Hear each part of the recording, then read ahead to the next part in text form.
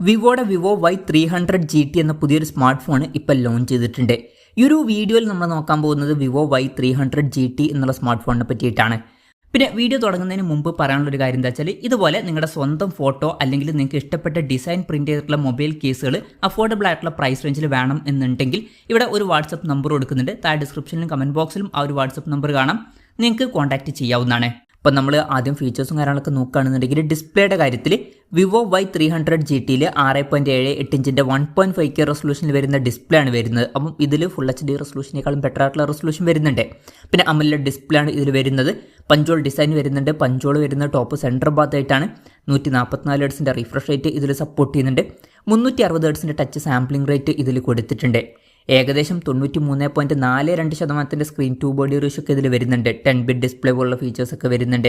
Peak brightness 5500 nits വരെ വരുന്നുണ്ട്. അപ്പോൾ ഡിസ്പ്ലേ ഫീച്ചേഴ്സ് മൊത്തത്തിൽ നോക്കുമ്പോൾ അത്യാവശ്യം നല്ല ഡിസ്പ്ലേ ഫീച്ചേഴ്സ് ഈ ഒരു സ്മാർട്ട് ഫോണിൽ വരുന്നുണ്ട് എന്നൊക്കെ തന്നെ പറയാവുന്നതാണ്. പിന്നെ ഇൻ ഡിസ്പ്ലേ ഫിംഗർ പ്രിന്റ് സെൻസറും കാര്യങ്ങളൊക്കെ ഇതിൽ വരുന്നുണ്ട്. ഫോണിൻ്റെ വെയിറ്റ് വരുന്നത് ഏകദേശം 212 ഗ്രാമാണ്. തിക്നെസ് വരുന്നത് 8.09 mm ആണ്. പിന്നെ IP65 റേറ്റിംഗ് ഇതിൽ സപ്പോർട്ട് ചെയ്യുന്നുണ്ട്. ഈ ഒരു ഫോണിൽ മിലിറ്ററി ഗ്രേഡ് ഡ്യൂറബിലിറ്റി സർട്ടിഫിക്കേഷൻ ഒക്കെ വരുന്നുണ്ട്.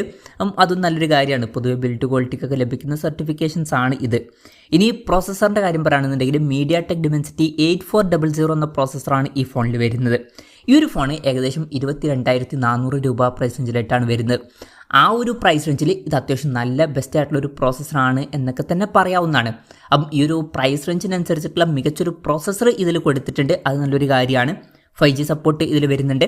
പിന്നെ ഈ ഒരു ഫോണിൻ്റെ ബേസ് വേരിയൻറ്റിൽ 8GB റാമും 256GB ഇൻറ്റേണലുമാണ് വരുന്നത്. 12GB റാമും 256GB ഇൻറ്റേണലുമായിട്ട് വരുന്ന വെർഷനും 12GB റാമും 512GB ഇൻറ്റേണലുമായിട്ട് വരുന്ന ഒരു വെർഷനും വരുന്നുണ്ട്. പിന്നെ LPDDR5 റാമും UFS 3.1 സ്റ്റോറേജ് ടൈപ്പും ഇതിൽ കൊടുത്തിട്ടുണ്ട്. NFC സപ്പോർട്ട് ഇതിൽ വരുന്നുണ്ട്. IR ബ്ലാസ്റ്റർ എന്നുള്ള ഫീച്ചർ ഇതിൽ കൊടുത്തിട്ടുണ്ട്. അപ്പം ഈ ഫോൺ റിമോട്ടൊക്കെ ആയിട്ട് യൂസ് ചെയ്യാൻ കഴിയുന്നതായിരിക്കും.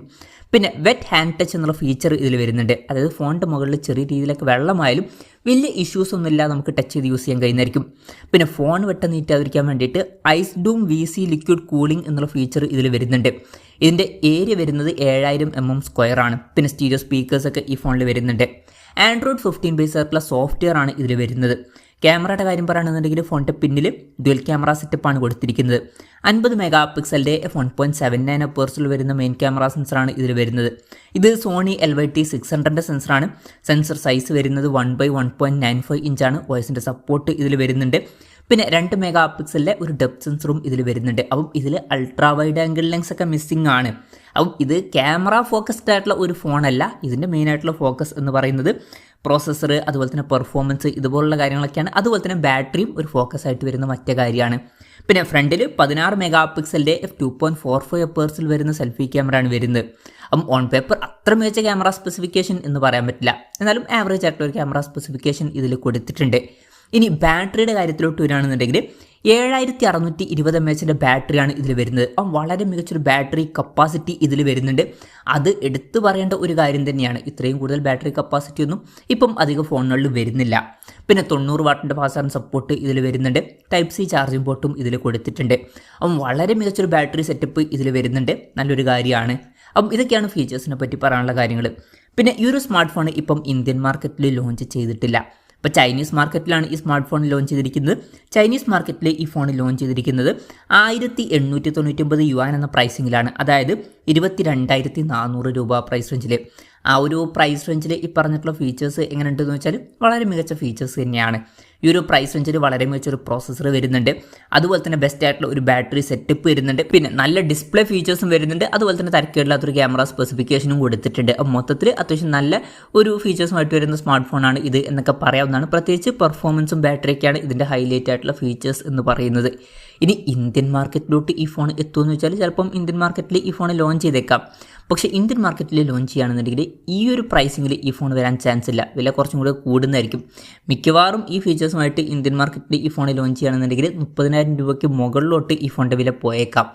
ഒരു 32,000-33,000 രൂപ പ്രൈസ് റേഞ്ചിലേക്കായിട്ട് ഈ സ്മാർട്ട് ഫോൺ നമുക്ക് എക്സ്പെക്ട് ചെയ്യാവുന്നതാണ്. കൺഫർമേഷൻസ് ഒന്നുമില്ല, ജസ്റ്റ് നമ്മുടെ എക്സ്പെക്റ്റേഷൻ പറഞ്ഞു എന്നേ ഉള്ളൂ.